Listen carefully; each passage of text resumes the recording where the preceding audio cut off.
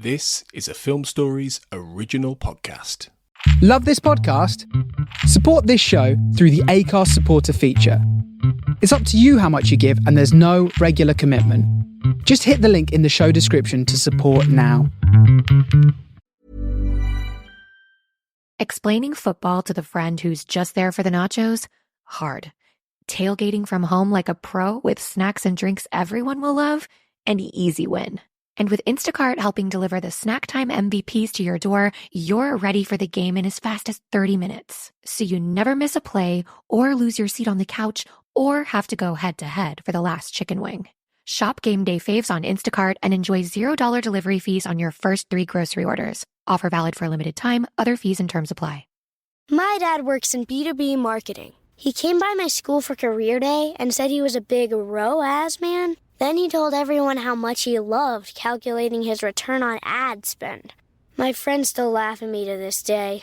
Not everyone gets B2B, but with LinkedIn, you'll be able to reach people who do. Get a $100 credit on your next ad campaign. Go to linkedin.com/results to claim your credit. That's linkedin.com/results. Terms and conditions apply. LinkedIn, the place to be, to be. Hey, I'm Ryan Reynolds. At Mint Mobile, we like to do the opposite of what Big Wireless does. They charge you a lot. We charge you a little. So naturally, when they announced they'd be raising their prices due to inflation, we decided to deflate our prices due to not hating you. That's right. We're cutting the price of Mint Unlimited from $30 a month to just $15 a month. Give it a try at mintmobile.com/switch. $45 upfront payment equivalent to $15 per month. New customers on first 3-month plan only. Taxes and fees extra. Speed slower above 40 gigabytes. See details.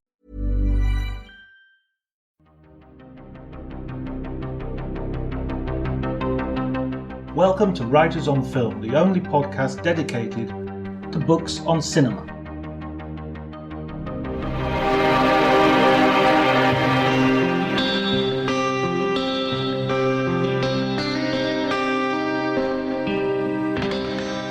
Hello everyone, my name is John Bleasdale. I'm a writer and critic.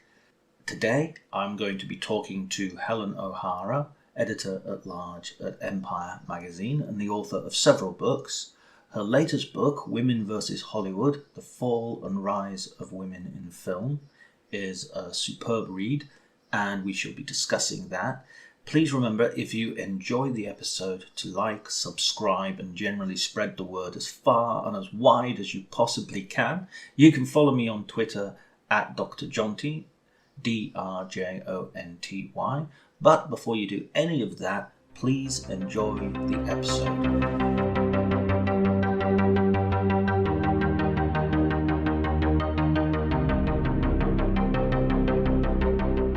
The first thing I wanted to ask you about was more generally about your writing. That how did you first get into writing about film? What was your first review? My first review, I think, was on Ain't It Cool News, because they used to publish things sort of from anybody if you'd seen something that other people hadn't. And I was living in London. I was still a lawyer, and I signed up to one of those services that you sometimes got, preview tickets to see things through. So I saw, and I sometimes went to like London Film Festival screenings and things like that. So I saw, I think it was the Triplets of Belleville, or Belleville Rendezvous as we call it here. Yeah, and I wrote a review of that. I think that was the very first one, actually.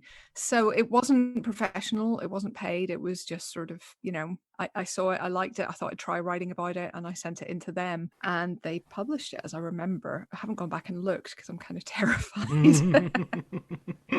Right. And when did you start thinking, okay, I could do this as a job?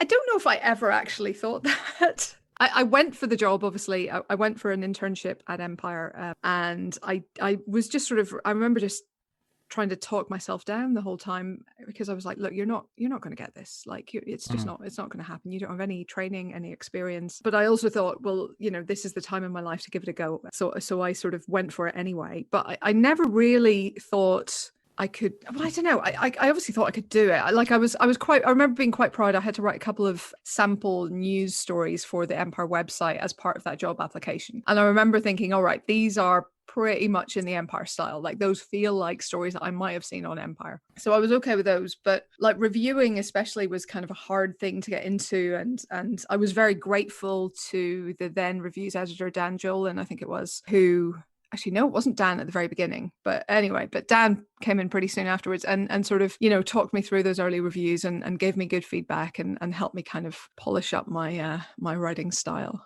And you've never looked back from then on?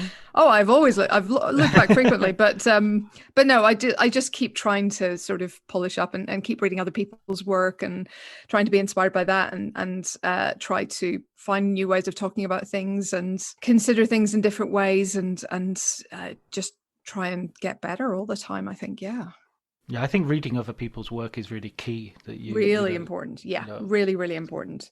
If you know, when young people tell me they want to be a film journalist, I'm like, okay, what do you read? And I'm not necessarily saying who, because I wouldn't have been that nerd beforehand. I didn't know who was the section editor of each section of the magazine, and I probably should have done, actually, in retrospect. If I'd had journalistic training, that would have been the kind of thing I'd have, you know, looked out for. But I didn't know what section editors were or what they did. I didn't know particularly who were the writers of what. I vaguely knew the names because I read Empire so much, but it wasn't like I was kind of familiar with who everybody was. So I don't necessarily expect people to have kind of chapter and verse on like their top 10 favorite critics or something, but I do think you should be reading criticism if you want to get into this job. Equally, if you want to be a screenwriter, you should be reading screenplays. If you want to be a novelist, you should be reading novels. This is not new advice. You know, if you read Stephen King on writing, it's basically chapter 1, 2, 3, 4, 5 and throughout. So it is incredibly important, but it's just standard, I think. I mean, I think it's sometimes widely ignored because, I mean, personally, I definitely have a sort of a attraction and repulsion to other people's work because it's like, oh God, it's so much better than what I'm doing. So there's always that danger as well of not wanting to be cowed. Exactly, yeah. It can be quite sort of scary, I think, sometimes when there are some people you read and you're like, that is light years away from where I am, light years. And that remains the case now, even as a professional of some God knows how many years. There are still some people I'm just like, how do you even do that? That's amazing. So, but also I think you should be inspired by that. You know, even if there are people who are well out of your league, you know, all you can try and do is get better. Getting into films at an early stage, was there any writers who you read who sort of inspired you, not necessarily even to write, but just stuff you liked reading? Oh yeah, for sure. So I read a book called How to Read a Film in an attempt to understand, you know, camera angles and things like that.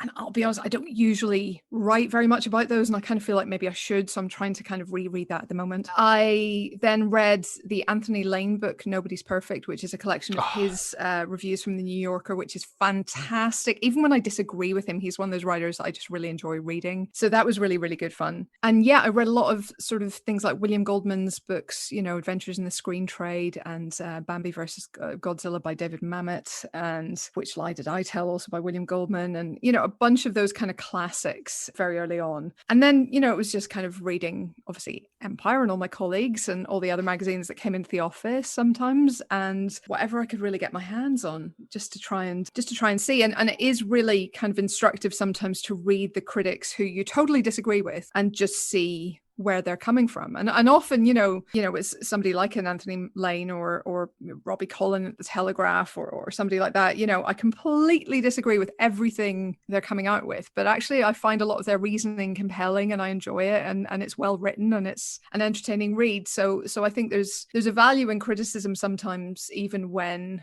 it's criticism you disagree with and criticism that comes at it from a different perspective than you. I think this is something that maybe the internet has slightly sometimes overlooked, that there is value in it even when you disagree with the outcome. Yeah, absolutely. In fact, that's why, you know, I kind of get a little bit wary of people who are too on the nose for me, you know, that I agree with everything they write, so why am I reading it?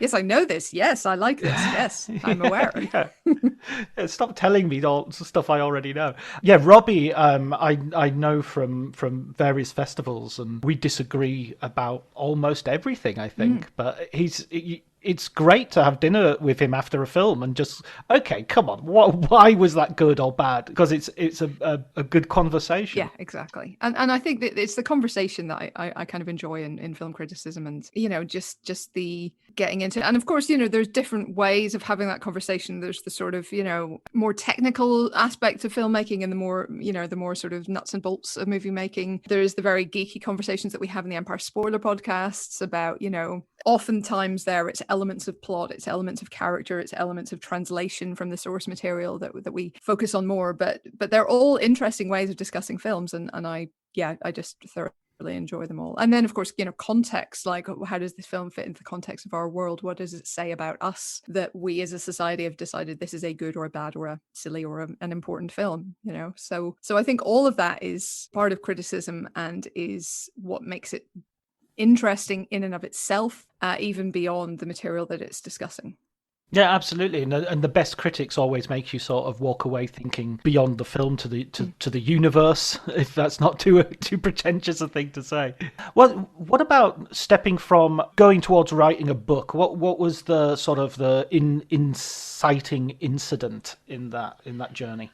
Well, I got kind of lucky, I think. Well, I got very lucky in several ways. So first of all, there's the fact that I wrote 2 books for Carlton Publishers, who were quite hands-off and the 2 books were quite similar to what I did day to day, in the sense that they were very much divided up into sections. They were very much, a sort of an essay or an article on each one of, I think, 50 films in one and 35 films and or franchises in another. And that made it a lot kind of easier to kind of digest. It was sort of writing 50 mini features rather than a book.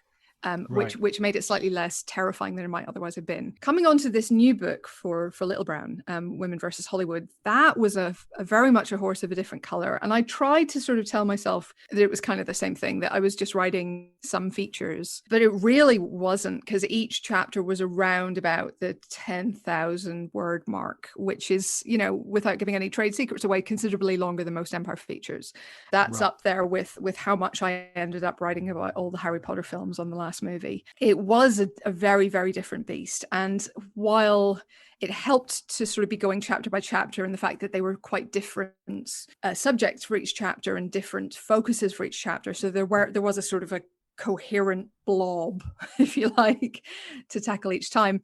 Like, that blob was a lot bigger than anything I had tackled before, and the scope of each chapter actually could have been a book in itself. So I was laughably overambitious in what I tried to take on for this book. And so just getting to a point where I felt like I'd done enough research to even dare to write anything was one step. And then there was the point of getting to the point where I could stop writing, and right. And not feel like I was shortchanging everybody I was writing about. And I still, honestly, there's still people that I would like to have included in more depth, or gone off on a tangent about, or added more nuance in about, because it's a huge subject. It is a laughably huge subject, and only a mad woman would attempt it. So, well, that's me, I guess. But yeah, it was. I mean, it was terrifying. This book was terrifying to write. I'm not going to lie. I can imagine loads of people reading this book and just thinking, and being inspired and thinking, I want to do my PhD thesis on the bit of chapter 2 that really intrigued me, because as you say, they could then go into it, and there probably is a thesis or two per chapter, Oh, easily. I think there's huge amounts of writing out there already on each of these kind of areas, but there should be much more, because I think women in film generally is relatively understudied, and there are still the definitive books, I think, to be written on some of these women. So some of them obviously have great biographies and think pieces and everything already, but some of them, I think there's still much more to say. I cannot wait. I hope that's the case. I was incredibly lucky with the books that there already are out there about these women, and I find I really enjoyed the research, which was one of the reasons it was so hard to stop doing it. But when you're reading something like Lulu in Hollywood about Louise Brooks, which she wrote herself, Liberating Hollywood, which is all about the struggles of women in the 70s, which is a fantastic book. These are great reads in themselves. From Reverence to Rape, again, another sort of book about the history of women in Hollywood. One of the great sort of overviews of women on the screen from Molly Haskell was fantastic. It just Popcorn Venus, just great, incredible books. A lot of those, especially those last two, focus more on what was on screen than what was happening behind the camera. But it's so I at least made my life slightly easier by just focusing really on what was, for the most part, what was off screen and what was happening in the professional lives of these women. But there's so much to say about their personal lives. There's so much to say about what their characters on screen were going through and why those choices were made. I just think it's tip of the iceberg stuff.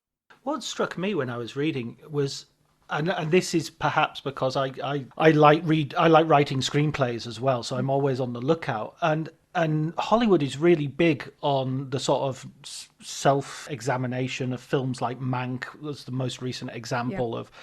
And I look at some of these stories of these women, and I think this would be an amazing picture. This just the story of Mabel Normand, or just the story of Helen Gibson, the first stunt woman. That what a movie that would make. Yeah. But I can't think of any. I can't think of any sort of films about women who are not like the glamorous stars, the Marilyns or the whoever. Yeah, but even Marilyn, they always tend to film Marilyn via some bloke. It's always like her romances, or my week with Marilyn. It's some oblique. Well, hopefully the Ana de Armas film will slightly rebalance that, I hope, because she's a fascinating character and I don't think she has had her due. There's a mention briefly in the book, but Mimi Leder wanted to make a film about Frances Marion, who was the first writer to win 2 Oscars and was a hugely important figure in sort of late silent, early talkie era Hollywood. And there was absolutely no studio interest, according to her, just none. She could not get it off the ground. And I suspect that has been the case with a lot of these stories. And I suspect that there's been a lot of that. And I hope that that's going to change, because I think, there was a fair amount of attention to Be Natural, the Alice Guy Blaché documentary. I believe there's a new documentary, which I haven't seen yet, but I'm really excited about Lois Weber. So those two, in particular, and they get a lot of room in my book because they were 2 huge figures of the silent era, but they are kind of beginning to see their legacies sort of brought back to life, if you will. And I think that gives me hope that there's going to be a little bit of an upswell in interest in some of these stories, and we might get to see a sort of a Monk-esque film about some of these women. Like Ida Lupino, that one should be an easy one, shouldn't it? Yeah. She had the most extraordinary life, came to Hollywood to be a star. They decided when she got there that she was too old to play Alice in Wonderland, which is what they brought her there to do. Got polio, survived polio, but she got dropped by her studio while she was there. Then, forced her way back to stardom, essentially, and spent all her time on set learning how to make movies, and made herself into a director, and did manage to have a career, and did manage to make a couple of, really great movies, and was determined to kind of buck the trends of the time and make quite serious kind of issue films. That's pretty extraordinary. And she's gorgeous. So, come on, Hollywood. That one's a gimme, isn't it? Yeah, it's a no-brainer. Absolutely nailed on. Who would be your sort of personal heroine you've sort of discovered during your research and you'd like a lot more people to know about? I do like, I didn't get as much into their private lives as I wanted to, but all those kind of stunt women, the Helen Gibson, but all of them, there was a whole raft of women making those movies, and I think that's incredible. Given the extremely primitive safety techniques of the time, I think they were incredible, and I think there's got to be a story there. Nell Shipman, for the same reason, she's the one who went off to essentially not far off the North Pole to shoot a movie, but I think she's amazing. I don't know. There's a lot of, obviously you go back in history, there's a lot of imperfections in terms of people's outlook on things. So Lois Weber's films on birth control are really eugenicist in some ways, and not very okay. But at the same time, she was trying to grapple with something, and by the standards of her time, she was trying to be progressive. So do we give her credit for that, or do we condemn her by the standards of ours? Same with Alice Guy Blaché. She made what's believed to be the first film with an all-black cast, certainly in the US, and it's a mess and it's racist. But by the standards of the time, the fact that she made it was quite radical. So does she get some points?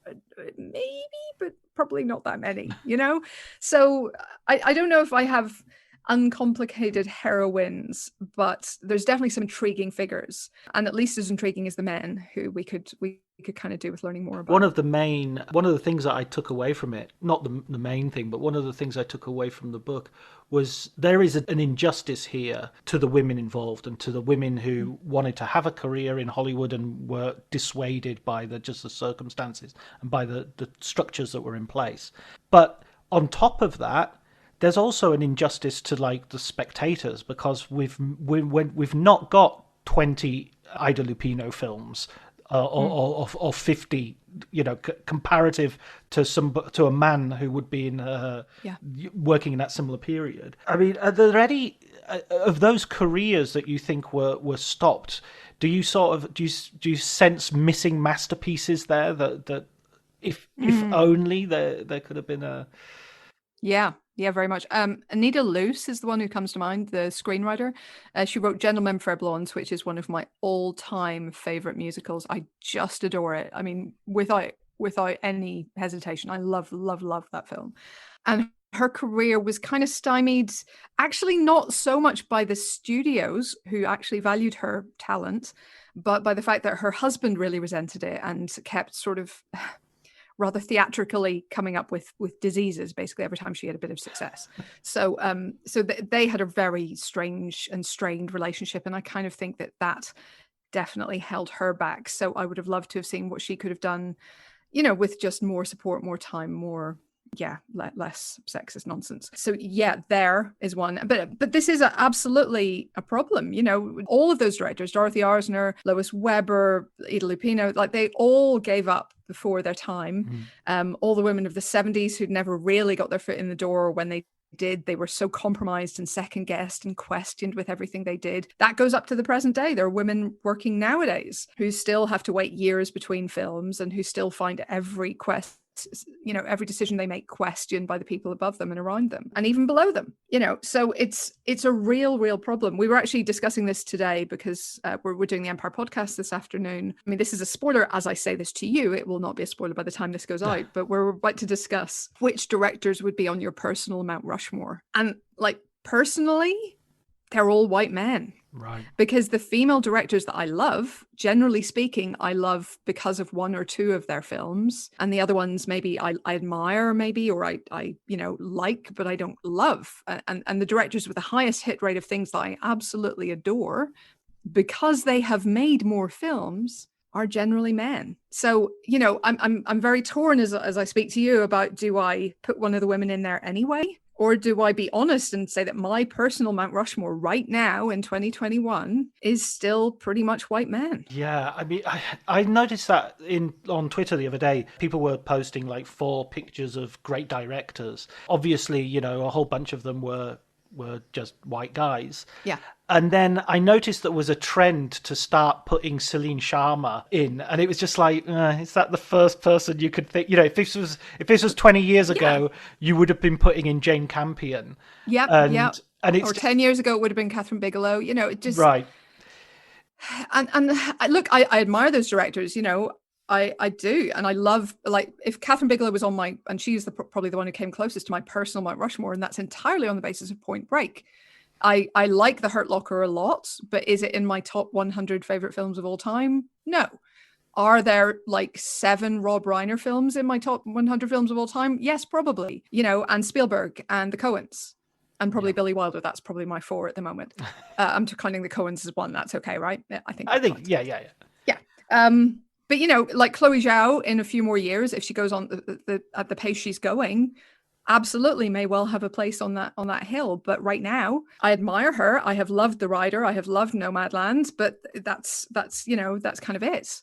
So we need more from all of these women. And I feel like right now, I have seen, I'll be honest, I'm not as comprehensive as I would like to be on Agnes Varda. I've been doing a little bit of a dive into her stuff, but she's very much of the French New Wave, and none of the male directors there made my list. And, she does not, Yeah. So I feel like a bit of a gender traitor and a bit of a failure, but at the same time, if we're talking about what I personally love, it is mostly the films of men, because they have made most of the films. Right, right. And they've made them under the most favorable circumstances possible. Yeah, with the biggest stars and the best scripts and the biggest budgets. So what are you going to do? And even as you were saying, even up to the present day, you can have someone who's a very successful filmmaker as a woman, but they only need one misstep, and the consequences seem to be much more traumatic than I mean, almost someone like Spielberg can do 1941, or Scorsese can do New York, New York, but heaven forfend you do an Ishtar and Oh, Ishtar makes me so cross. Actually, Elaine May's not a bad shot. She's got a great hit rate. But yeah, no, both of those directors did briefly go to director jail after those movies you mentioned, to be fair to them. However, the difference is in length of sentence, and certainly as regards Ishtar, the difference is marked. And I think in some ways, and we can have, that's a whole other conversation, 1941 was kind of the making of Spielberg, because it really forced him to knuckle down and be very, very disciplined with himself in future, which I think helped his career after that point. But yeah, you're right. I mean, there is a marked difference in how men and women are treated in movie jail, and how long their sentences are, and the likelihood of them ever recovering, really. I mean, Mimi Leder went, 18 years after Pay It Forward, which seems a lot. I mean, she was working in TV, and some of that time she may have just given up on features and just thought, you know what, I've got a great TV career, fine. But again, was that entirely out of choice, or was that things like this Frances Marion biopic just not finding any takers? And I think there's a lot of that going on. There is, when you're a female director or you want to make a film about a female lead, you already have a higher hill to climb, and you already have a tougher job convincing studio executives that this is something that might connect with people and might matter to people, because all they see is, oh, but it's about a woman and I'm not a woman and I don't see why that's important. That seems niche. I mean, women are literally treated as a sort of a niche subject, and that's the fundamental problem here. Women are treated like a minority, and that's not the case.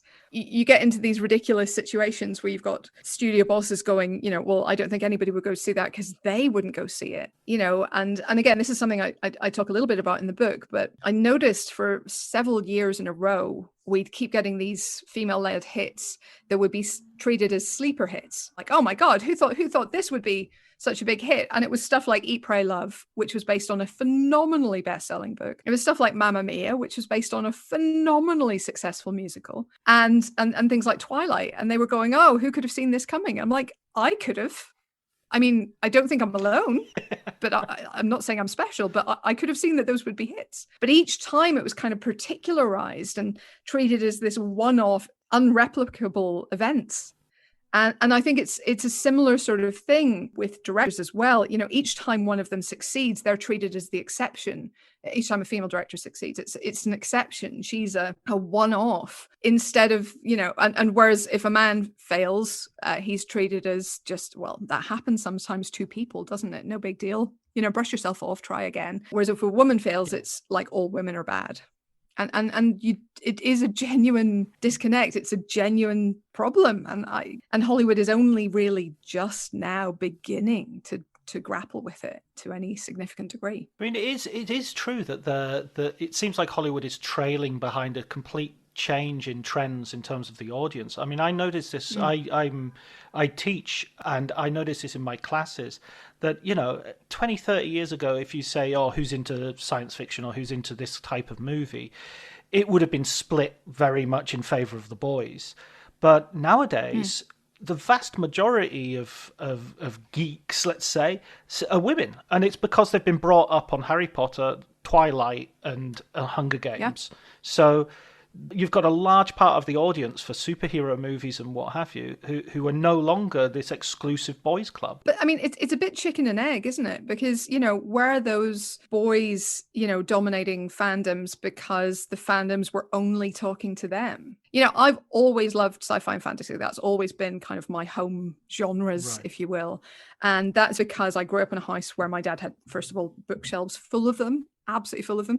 But he also had, bookshelves full of books written by women, because my granny and my aunt were into it as well. And so we had loads of Anne McCaffrey books, and we had loads of Lois McMaster Bujold books. And, there were women in my sci-fi novels and my fantasy novels who were amazing and who were cool. And there were, to be stereotypical, there were love stories, there were interpersonal problems, there were all sorts of very, very relatable things. And it wasn't just the sort of Robert Heinlein-y, here is the make and model of my laser rifle, and, here is all the detail of the troop disposition kind of stuff. Sci-fi and fantasy are much, much wider than that. And I was lucky enough to be brought up in that kind of breadth of sci-fi and fantasy. And the thing is that mainstream, or what was treated as mainstream sci-fi and fantasy, was the kind of Heinlein-y, Asimov-y, Clarke-y, incredibly blokey stuff. And if you read that now, like, it's embarrassing how bad their women are. Yeah. These guys, like Arthur C. Clarke, literally thought up stuff that now exists in real life. He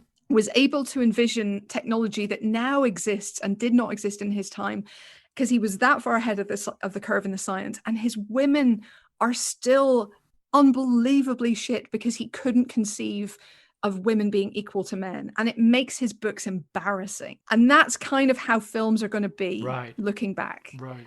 And it's already happening when you look back at some of the 80s movies and you see the way they talk about LGBT people, or you see some of the racism in some of these movies. You see, Dan Aykroyd in blackface and Trading Places, and you're like, oh God, I love this movie, but no, I don't love this. It's already happening. These things are already changing. And if you want to be future-proof, you should be talking to the whole audience and not just to white men. We did a film club with Blade Runner recently with the university, and again, my film club, 100% women. All the girls turn up, and the thing that we spent about a third of the couple of hours that we talk, we spent a third of the time talking about the love scene, the love scene, air quotes, and whether or not that's rape. Yeah, absolutely. And I just found it so interesting that it was that we were having this conversation. But I also found myself thinking, I really wish that wasn't in the film, because it does. Yeah. It kind of screws up the film. And I gave a really elaborate potential out, saying, well, if he's a replicant, then he doesn't know anything about consent, and he doesn't know anything about anything, and so and it's like and I was not convinced. Even as I heard my own voice, I was thinking, no, John, no. Yeah, it's exactly that kind of thing, that it's just. But you know what gets me, actually? It's not Blade Runner. I mean, Blade Runner is Blade Runner. It's of its time, and yes, that scene is in there, and it's at best troubling. At best, but you always have to have your filter on for these things in the 80s and go. Explaining football to the friend who's just there for the nachos? Hard. Tailgating from home like a pro with snacks and drinks everyone will love? An easy win. And with Instacart helping deliver the snack time MVPs to your door, you're ready for the game in as fast as 30 minutes. So you never miss a play or lose your seat on the couch or have to go head to head for the last chicken wing. Shop Game Day Faves on Instacart and enjoy $0 delivery fees on your first 3 grocery orders. Offer valid for a limited time. Other fees and terms apply. This episode is brought to you by Progressive Insurance. You chose to hit play on this podcast today. Smart choice. Make another smart choice with Auto Quote Explorer to compare rates from multiple car insurance companies all at once. Try it at progressive.com. Progressive Casualty Insurance Company and Affiliates. Not available in all states or situations. Prices vary based on how you buy. I'm not, I'm going to enjoy what I enjoy, and I'm going to think about the problematic stuff later, a little bit. What gets me is Blade Runner 2049, actually. And it gets me that every sex worker we see in that movie appears to be a woman. It gets me that, what was Ana de Armas? Was she Love or the other one? Joy. She was Joy. She wasn't Lovejoy, was she? She wasn't Lovejoy. There's Love and Joy. But like Ana de Armas is Joy, she's obviously the companion AI, whatever. We see into other people's apartments. Sometimes we see adverts in the street. Couldn't they have also been advertising a male Joy equivalent? Like, I'm not talking change the focus, even change the lineup of characters. I'm talking about in the background, build the fact that women exist into your world as more than just kind of playthings of men. And those two things, the fact that, and this was a summer that really got to me because there were about 4 different sci-fi movies, which, you know, in these futuristic landscapes all had female or female coded sex workers who were working for male or male coded characters. And there was no nuance. There was no acknowledgement that society might change or might move on. I mean, you know, and people say, oh, well, Helen, it's a dystopia in Blade Runner. You know, it's not supposed to be some gender equality paradise. I would submit to you that having male sex workers does not make it a gender equal paradise. It's still pretty fucking dystopian because you've still got sex workers right there. And so I don't think that there's still somebody being exploited, whatever way you look at it. I just think it would acknowledge that people other than straight men exist in this reality. It was Blade Runner 2049 that summer. It was Guardians of the Galaxy 2. And it was Valerian and the City of a Thousand Planets, and I think something else. And they all have this trope in it, and it really upset me. It's like the limits of male imagination, isn't it? You know, it's going back to Arthur C. Clarke and Heinlein. You know, yes. I can imagine a weird spaceship, but I can't imagine different relationships with men and women.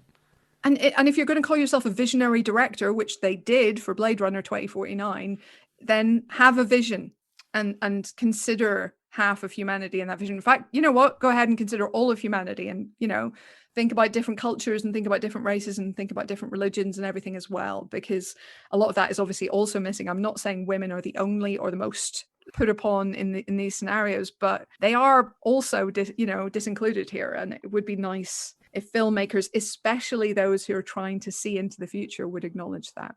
It's a tell, isn't it? It's a real tell. Yeah, that, it really is.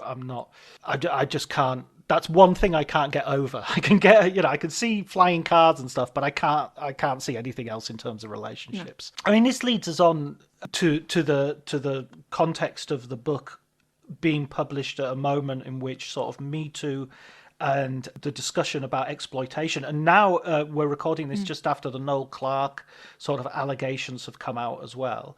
I think last time I talked to you, I actually asked if this was tailing off. And it seems no, it isn't. Thankfully in the sense that it's being relieved, not thankfully in the sense that it's still going on. I'm not asking for like an end point to this, but you would think that there would be some sort of structural reforms at the highest levels and all the way through the film industry to sort of just start vetting people a little bit more, because none of this seems to be shocking and surprising when it ends up coming out. I'm thinking specifically of BAFTA giving Noel Clarke a big award. Yeah, I think, I mean, there's a bunch of different things raised by that question, I think. So first of all, there's the fact that a lot of the allegations against Noel Clarke, we should be fair, are historic. So, you know, they predate the Me Too movement. So, you know, that obviously wasn't something that people were necessarily aware of at the time when they were complained of. And that old, don't worry about it kind of structure was very much still in place for a lot of those alleged incidents. Second of all, there's the fact that judging by the extent of the allegations against Noel, the number of people that they came from, and also the letters signed by, I think, 800 people that followed in the wake of those allegations, just calling for basically better treatment within the British film industry as a whole, that suggests to me that, first of all, that, you know, the UK didn't really have Me Too. There weren't a lot of, you know, British people caught up in that. There wasn't a lot of, I think, reckoning here. And there certainly wasn't any kind of house clearing of, you know, of anybody of that level as Harvey Weinstein. So it may be that we didn't really deal with it at the time. And maybe, and I hope maybe we will now. But I think the bigger issue, and the issue for a lot of this, and this is me slightly giving voice to an excuse that is often made, but I don't want to give it as an excuse. I want to just discuss it as a factor. The studios and people in the studios will often say there is no, you know, central authority. There is no central board here. There is no one who can weigh up the allegations and investigate and take action to ensure that certain people don't work in the industry again if they can't be trusted around women. And this is not just Noel Clarke. It has nothing to do with him. This is a general comment about the UK film industry and indeed the US film industry. There is nobody who determines whether or not you get to keep making movies and whether or not you can be trusted. BAFTA's whole line was, we don't have the resources to investigate this. We can't. They felt that they couldn't act on a rumor. I would maybe dispute that, but they felt that was the case. And they also felt they didn't have the resources and they didn't have the ability to investigate, which again, I would maybe quibble with, but that was their position. And there is something to that. There is no person who is currently, authorized to get into this stuff. So you're relying on each production, whether big budget or tiny budget, of having someone who is competent, trained, equipped, authorized, empowered to investigate, to take action against sometimes their own employers. And that kind of powerful HR person doesn't exist in the biggest companies in the world, let alone the kind of ad hoc assemblages of people who are set up to make films. Now, this is not to excuse the industry, because I think there is a lot more that could be done. I think the guilds and so on of professional guilds could maybe do more. I think certainly producers should be doing more to protect crew on their own productions. But there probably is a case that they do need some more support, or at least training, or at least standardized operating procedures in order to be able to effectively do that. So, for example, and this is, again, something I wrote about a little bit in the book, but the idea of bringing in rules about sex scenes and intimate content and intimacy coordinators, that's really a step in the right direction, I think. And I think it is helping to make those scenes slightly less loaded for a lot of people. But that only works if the intimacy coordinator is empowered, is supported by the producers, is supported by the production to be able to protect the vulnerable people inside. And it only works if they brought in the intimacy coordinator in the first place, which obviously is now becoming standard in a lot of contracts, but it's not universal yet. So you need something like that. You need a code of conduct. You need it to be stuck to. You need it to be enforced by the industry in some fashion, maybe by distributors, like Netflix and Amazon did with intimacy coordination and SAG did in the US. That's the kind of thing that needs to happen to kind of force, essentially, in the nicest possible way, all these productions to actually protect the people who work for them. But it is not a simple thing, and I don't mean to suggest that it is. That doesn't mean it doesn't need to be done, and it doesn't mean it can't ever happen. But the very first step is having the conversation. So I think that's still where we are, and I think that's true of the US as well as here. I think we're still mostly in step one, acknowledging that this is a problem and we need to do something about it. Step two, doing something about it, is very much still to come. And it's only really when we've done that the sort of the Me Too movement will have actually done its job. Yeah, I was going to suggest, and then you mentioned it, the guilds and the unions, because ultimately it's about protecting your members. It's about it's not about going out and catching people. It's about making sure that no one has to submit to this. Yeah. And then if you catch people in the process, then so be it. I think Me Too and I think this conversation generally has been a very, very positive thing, and it's forcing a lot of people to rethink, and sometimes that rethinking is also unconscious. I remember once getting on the wrong side of an argument by just really casually referring to Louis C.K. as a victim. Oh, he's been the victim, and then no, I didn't mean he was the victim, but that unconscious bias needs to come out. That's the last thing I wanted to say, the last thing I wanted to express. But why is the collocation there? Why is that the word that immediately affixes? So hopefully that ongoing will happen. Well, this is the interesting thing, isn't it? I mean, I think there is this not just British, but particularly British sense of fair play. And so, a lot of people after the Noel Clarke allegations came out sort of went, well, he's innocent until proven guilty, which is, of course, 100% correct. He is absolutely innocent until proven guilty. Who's going to prove him guilty? I mean, that's not a thing that's going to happen. A lot of the allegations weren't even criminal, so there's no question of being proven guilty. That doesn't necessarily work as something to shut down conversation, because that shuts down conversation maybe too much. So it's really hard to know what the next step is in a lot of these cases. And we do have this very, I think in most cases, commendable desire to give people the benefit of the doubt, to give people, as I say, to give people the credit that they are innocent until proven guilty, to give people second chances and allow them, slip ups. I think there's a very, very, very, very big swell of feeling among not all men, but many men, that a lot of what is sometimes complained of as being sexual harassment or, inappropriate comments and stuff like this, there's a big feeling of, I understand why he said that. He thought it was funny. I think it's funny. He should not be hauled over the coals for that. And I think that happens a lot. And we all say that sometimes. We all think, well, that's not that big a deal. You could shrug that off, but we don't necessarily know the whole context. And it may be that the way it was said, the moment it was said, the circumstances in which it was said were genuinely frightening or genuinely upsetting or whatever else. So there's a lot going into all this. And we do have these, I think, understandable and even commendable urges to sympathize with people who have been accused of something, because we know that we might also have said the wrong thing at times. We know that we might also have gotten drunk and, I don't know, grabbed somebody at some point, and maybe we did it in a gross way, and we don't know because we were super drunk at the time. I'm teetotal. I don't know how that works, but I'm sure it does. But so we're all very, very conscious of our own failings, and we project that onto others, and we say, well, we've got to give them the benefit of the doubt because we would want the benefit of the doubt as well. But the thing is, at some point, and this is something I discuss in the book as well, I think it's better to be a little bit hypocritical and condemn behavior that we think is now beyond the pale and that we think is now harassment, rather than keeping on always giving the benefit of the doubt to everybody, even after numerous cases of bad behavior. The Mel Gibson cases, for example, on the Hangover part, was it 2 that he was hired for? There were lots of crew members who were apparently saying, well, he should be given a second chance. I mean, by that point, it was his 3rd or 4th, or I don't know. But they obviously felt, well, I might have gotten drunk and said something sexist to a cop or whatever. So I want him to have the same mercy I would have. Yeah, sexist is one thing. Holocaust denierist is... 100%. Like, my point here is not to diminish what he did, but sure. You know what I mean? I think that's the way people talk about these things. They sort of think, well, I might have said something sexist to somebody. I might have grabbed at somebody. I might have done that. So I want him to have the same benefit of the doubt.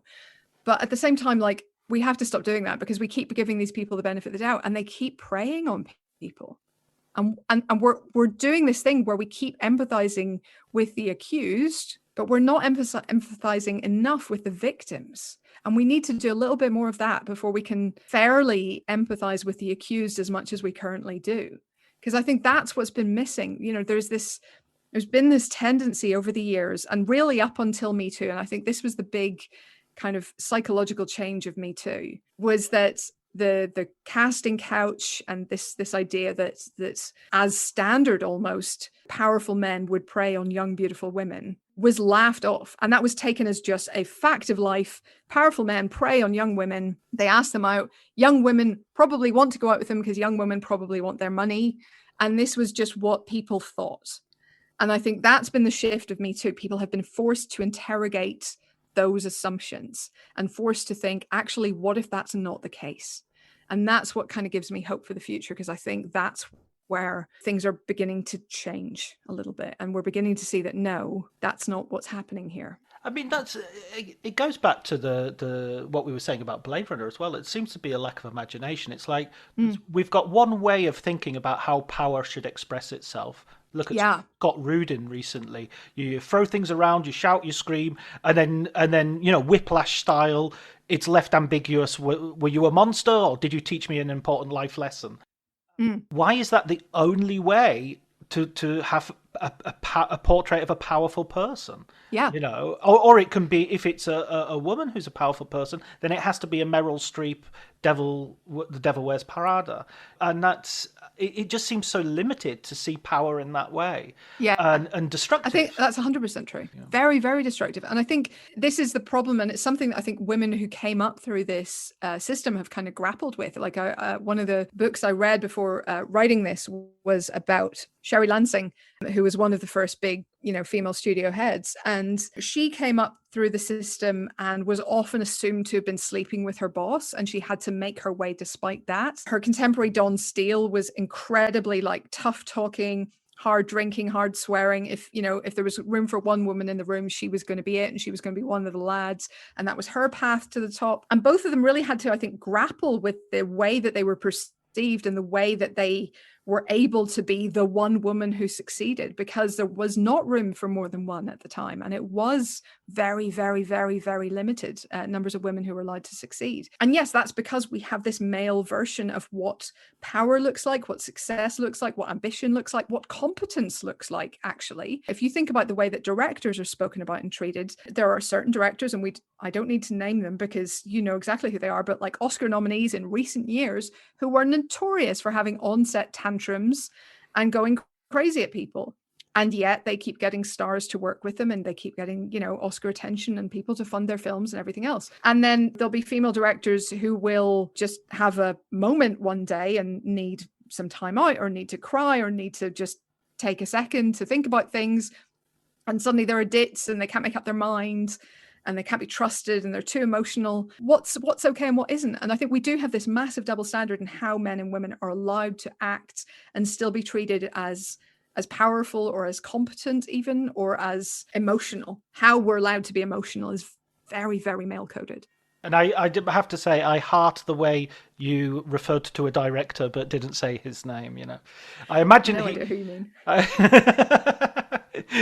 On a sort of more sort of positive note, I mean, this is all a positive note, I think, because, you know, it can be painful making changes. And I sometimes think a lot of the resistance to this is just laziness, you know. It's just about, you know, it's just like, think before you speak, or learn how people hear what you're saying and adjust your behavior accordingly, you know. Yeah. Deal with the consequence. I mean, that to me is just like maturity, isn't it? It's not that difficult. I mean, never heard of it, mate. No idea. So going towards the sort of looking towards the future and looking towards, and you've already mentioned Chloe Zhao, and there are examples of Patty Jenkins as well, getting into sort of a higher level in terms of budget and in terms of different genres. Are you fairly optimistic about the future, or do you think there's going to need to be even more changes? There do need to be more changes. There absolutely do. And some of those that we talked about in terms of just kind of formalizing the industry and making it a little bit more up to date in terms of protecting people definitely needs to be in there. Also, in terms of equal pay, that needs to be a part of the conversation as well. So yes, that all needs to happen. And let's be honest, the percentage of, let's say, female directors, also female composers, cinematographers, you name it, is still way too low, like way too low. But the reason I have hope, and the reason that I think things are moving in the right direction, broadly speaking, is that I think there are signs that Hollywood is now taking this seriously. I think there are women now getting big jobs and getting second chances as well. Wonder Woman 1984 might not have performed quite as well as they hoped, but Patty Jenkins will be back for the third one, and Patty Jenkins is making a Star Wars movie, and these are great, great things. Ava DuVernay's A Wrinkle in Time didn't do quite as much at the box office as they hoped, but she is not obviously in director jail and has done great work, for example, on TV with When They See Us and so on since, and is still very much part of the conversation for the big movies that come up. I'm excited for Chloe Zhao's Eternals. I'm super, super excited for that. I'm super excited for, you know, Kate Shortland's Black Widow, and the fact that this may open doors to her that were previously out of her kind of budget range, or her perceived budget range.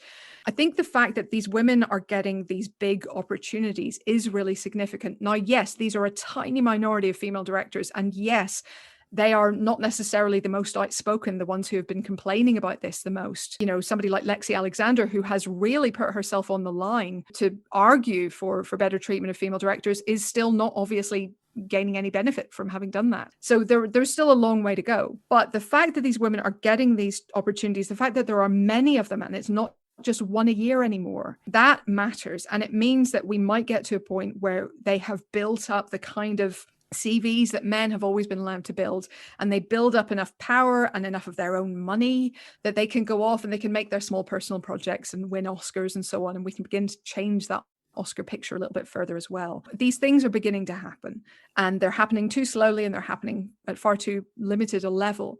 But the fact that it's also happening at the top end of the budgetary market is really heartening, because quite frankly, we saw in the 90s, you could have as many mid-budget hits as you want, and it doesn't move the needle. This might move the needle a little bit more, and that's my big hope. Yeah, that sort of independent, sort of mid-range $10 million movie. All those rom-coms, you know, all those kind of like even something like Wayne's World. You can make a hit with Wayne's World, but it doesn't mean you get to come back for the sequel.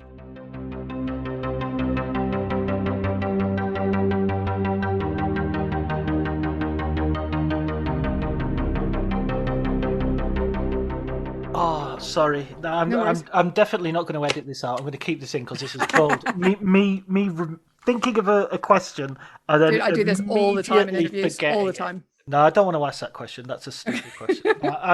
It's better that it's gone. I got it back, and it wasn't worth stretching to get it. Right. What I would like to do, sort of, to end off the interview, is to ask you for a book recommendation. For anybody who's interested in reading film books, which I'm assuming everybody who's listening to this will be. I hope so. This is tough. Like I say, there's a lot. Well, there's a lot I've already mentioned. So let me see if I've got something else. I stand by all the ones I already mentioned. Sure. Oh, here's one. It's quite hard to get, but if you can find it, I think it's amazing. It's called Dreams and Nightmares by Bob McCabe, the late great Bob McCabe, and it's about Terry Gilliam and the Brothers Grimm. You don't have to be a fan of the Brothers Grimm to enjoy it, but I think it's really, really good on sort of one of Gilliam's troubled productions. which is the same as saying one of Terry Gilliam's films. One of Terry Gilliam's films, yes. Look, I mean, his latest one I didn't love. But and I didn't love the Brothers Grimm, but it's a fascinating book on just what kind of went on behind the scenes and the kind of interference and conversation that went on. And I thought that was great. The other one I really adore, and again, this might be hard to get hold of. I don't know how widely available these are, but this is Doctor Who, The Writer's Tale, The Final Chapter by Russell T Davies and Benjamin Cook. And as I understand it, basically Benjamin Cook started writing to Russell T Davies, as a fan, as a Doctor Who fan, and they ended up discussing basically every episode of Russell T Davies's work on Doctor Who. And it's just fascinating to see how things changed, how things, were sharpened up in the writing process, how ideas kind of mutated into what we see on screen. And I just think it's really, really fascinating and just, well written and charming and very personable as well.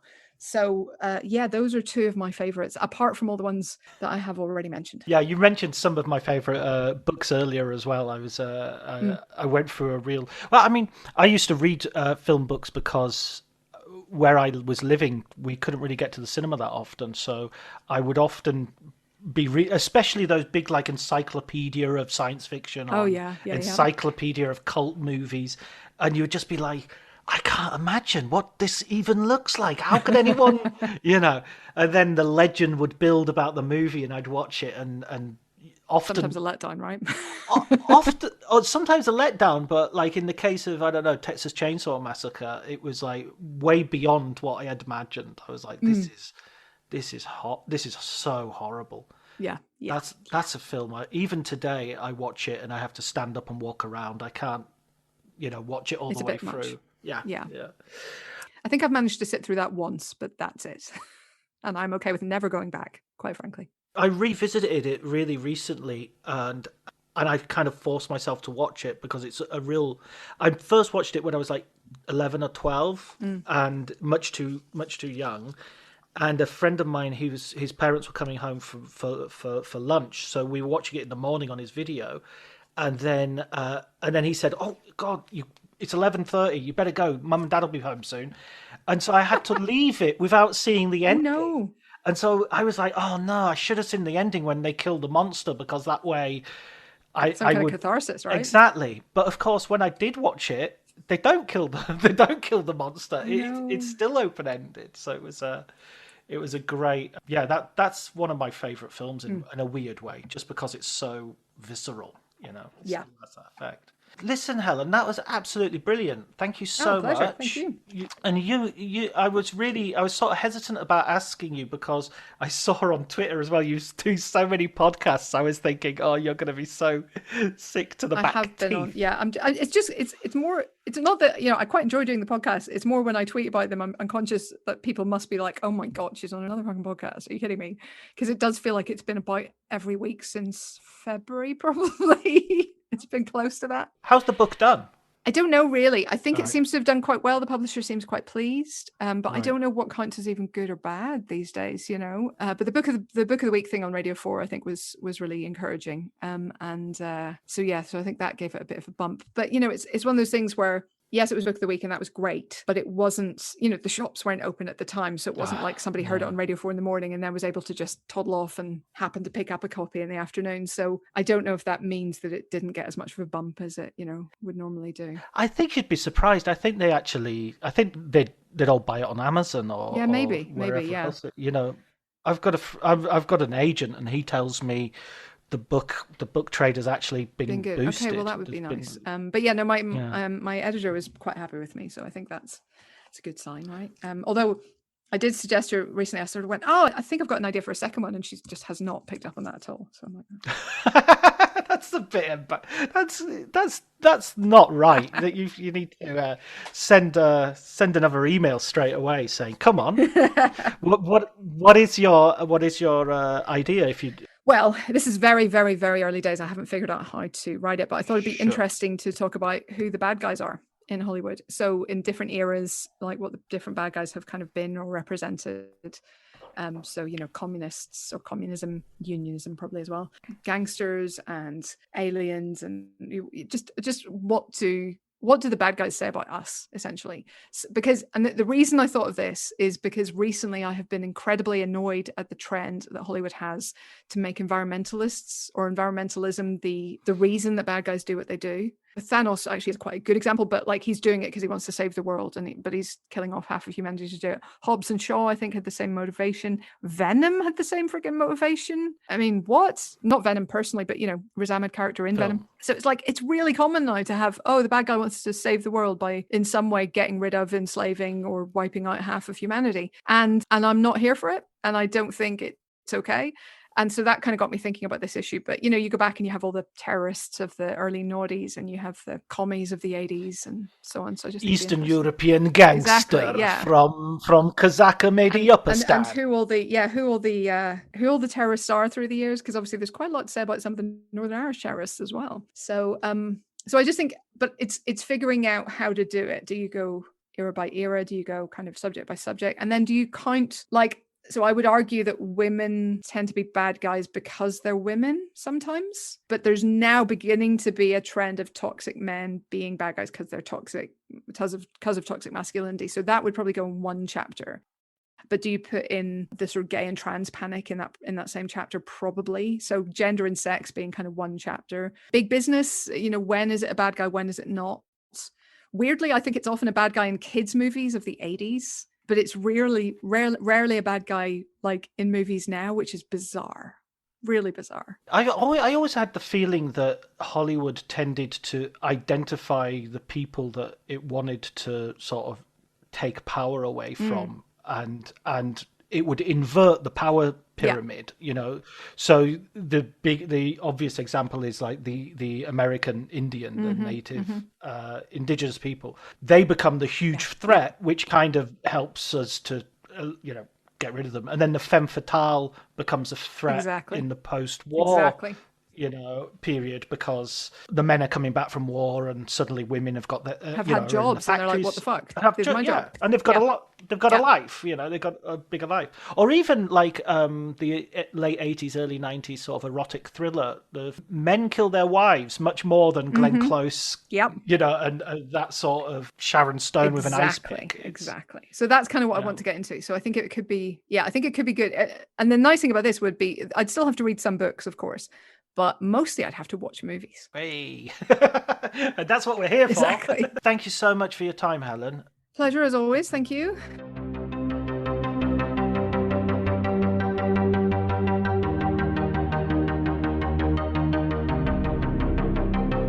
So that was my conversation with Helen O'Hara.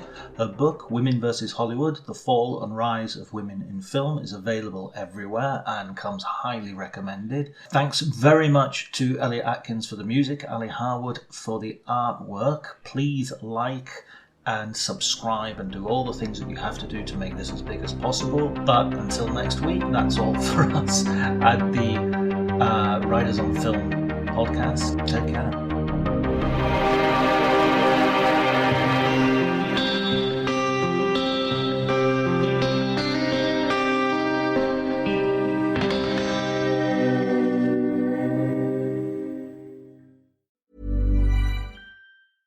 If there's one thing that my family and friends know me for, it's being an amazing gift giver. I owe it all to Celebrations Passport from 1-800-Flowers.com, my one-stop shopping site that has amazing gifts for every occasion. With Celebrations Passport, I get free shipping on thousands of amazing gifts. And the more gifts I give, the more perks and rewards I earn.